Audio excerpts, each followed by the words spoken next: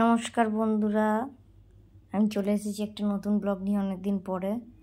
কলকাতা চলে গেছিলাম, ছেলের ইঞ্জেকশান দেওয়ার ছিল। আপনাদের বলেছি প্রতি সপ্তাহে এখন একটা ইঞ্জেকশান চলছে নাকের জন্য। তো যাওয়ার পর গরম লেগে গেছে, স্কুটিতে করে বর বললো যে যাই একটু স্কুটিতে করে দিয়ে আসি। এর আগে আমরা সোদপুর গেছিলাম স্কুটিতে করে, তো এই ফার্স্ট টাইম আমরা লেক টাউন পর্যন্ত গেলাম। ওর কোমরে প্রবলেম, আর হাতও ধরে যায়, পারে না, তাও একটা চ্যালেঞ্জের মতন নিয়েছিল যে যাবে। তা আমার তো ভালোই লাগে বাইক রাইডিং। তো বাবার সাথে ছোটোবেলায় খুব যেতাম গাড়িতে করে, পানাগড় পর্যন্ত গেছি। তো এখন তো আর হয়ই না, প্রায় অনেক বছর পর বাইক রাইডিং হলো। তো ঠিক বাইক না, স্কুটি। আমার দাদা যায় দিক সব জায়গাতে বাইকে করে যায় দাদা, আবার পরিবহনেও যায় দাদা। দাদার এগুলো অভ্যাস, যেসব জায়গায় যেখানে কাজে যায় এগুলো নিয়েই যাতায়াত করে। তো দাদার কোনো প্রবলেম হয় না। আমরা চলে গেলাম, চলে যাওয়ার পর গরমে প্রচণ্ড অসুবিধা হচ্ছিলো, প্রচণ্ড রোদ উঠেছিল সেদিনকে। এবারে গিয়ে একটু আমরা মুসুম্বির জুস খেলাম।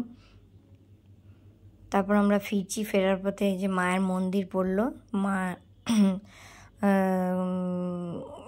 যে এয়ারপোর্টের কাছে মায়ের যে মন্দির আছে, বিরাটি কালী মন্দির, সেই মায়ের মন্দির পড়লো। ওনাকে প্রণাম করে, মানে গাড়ি আর দাঁড় করায়নি, আমরা এগিয়ে গেলাম।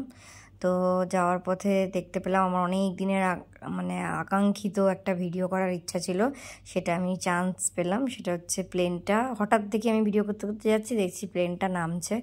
এইটার আমার খুব ইচ্ছা ছিল অনেক দিনের। আপনারা আমার শর্টসে দেখেছেন নিশ্চয়ই, ভিডিওটা করেছি।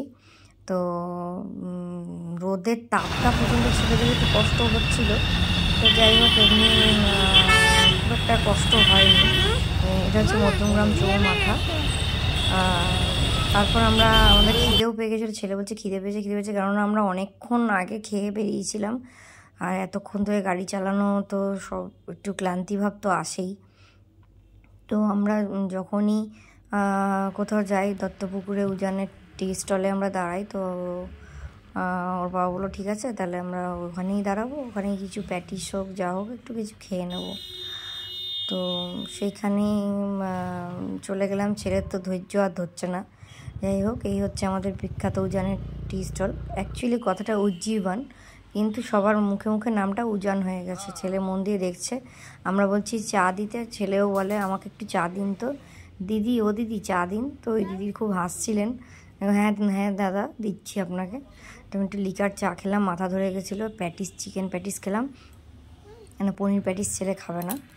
তারপরে আমরা আবার রওনা হলাম। আমাদের অনেকটা দেরিও হয়ে গেছিলো বাড়ি পৌঁছাতে, কেননা সেদিনকেও এই রিসেন্টলি যে বোনের যে ঘটনাটা নিয়ে সারা শহর কলকাতা তোলপাড় চলছে, সেটার একটা মিছিল বেরোবার কথা ছিল, সেজন্য রাস্তায় প্রচণ্ড জ্যাম হয়ে গেছিলো।